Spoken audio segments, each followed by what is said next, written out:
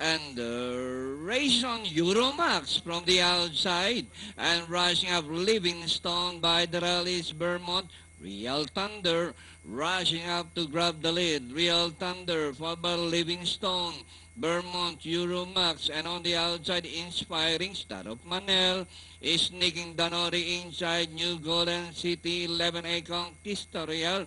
Boss Poggy, Sophia's Fury in the middle, pound for pound, and Admiral Contender is running at the tail of the field. Real Thunder by some 3 lengths, followed by Livingstone.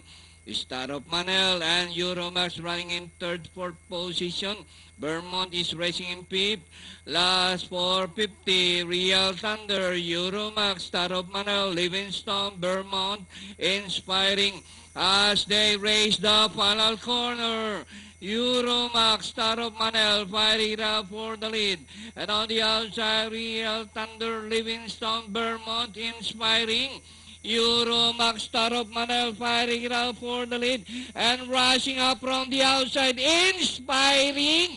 It's now Inspiring, number 11, Vermont, and finally Inspiring, close, New Golden City, Vermont, 11A, Conquista Royal, Star of Manel, Real Thunder.